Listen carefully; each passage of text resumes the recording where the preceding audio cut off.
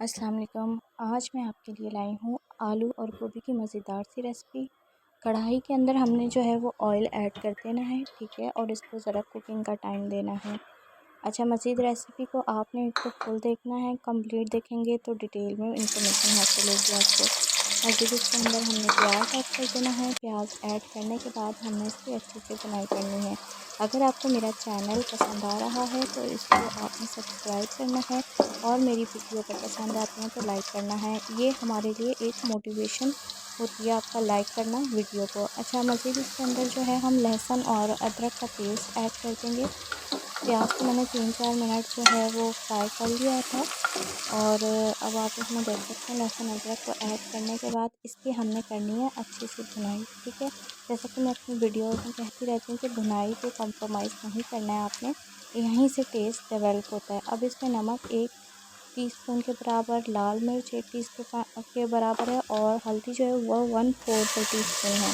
تھوڑا سا پانی ایڈ کر دیا تاکہ مسالہ جو ہے وہ لگے نہیں، اور اس کی ہم نے اچھے سے جو ہے وہ بھنائی کر دینی ہے۔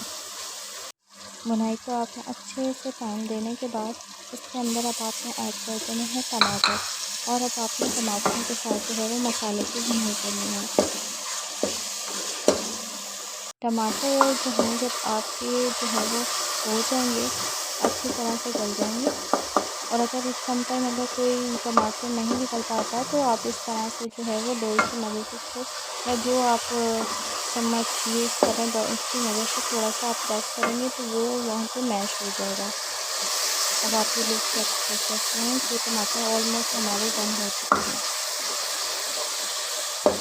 اس پوائنٹ پہ آ کر جو ہے وہ ہم اس کے اندر آلو ایڈ کر دیں گے۔ آلو ایڈ کرنے کے بعد ہم نے مزید اس کی بھنائی کرنی ہے۔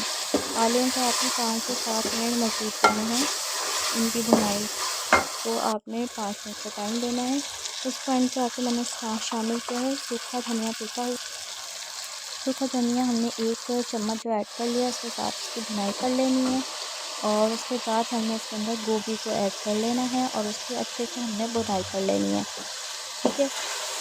اس پوائنٹ پہ آپ جب بھنائی کر لیں اس کی اچھے طریقے سے آلو اور گوبھی دونوں کی، تو آپ اس کے اندر جو ہے وہ پانی ایڈ کر کے اس کو 10 منٹ کے آنچ کے اوپر آپ نے رکھنا ہے، ہائی فلیم پہ، یعنی میڈیم ہائی فلیم پہ آپ اس کو رکھیں گے، ٹھیک ہے۔ دیکھیے میں بھنائی کر رہی ہوں۔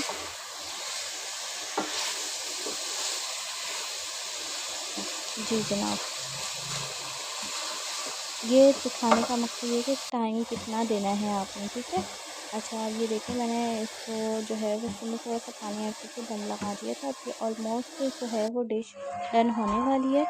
اب اس کے اندر چولہا بند کرنے سے پہلے اس پوائنٹ پہ آپ نے گرم مسالہ ایڈ کرنا ہے۔ اگر آپ کو گرم مسالے کی ریسپی بھی چاہیے تو آپ کمنٹ میں بتائیے گا، آپ کے ساتھ ضرور شیئر کی جائے گی۔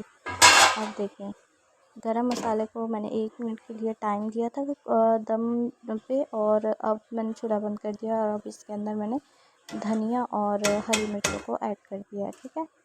اب آپ کے سامنے آ رہی ہے ڈش کی فائنل لک۔ آپ اس کو غور سے قریب سے کر کے آپ کو دکھایا جا رہا ہے تاکہ آپ کو اس کی فائنل لک نظر آ سکے۔ یہ دیکھیں، ماشاء اللہ، سبحان اللہ، کتنا ٹیسٹی اور کتنا یمی لگ رہا ہے۔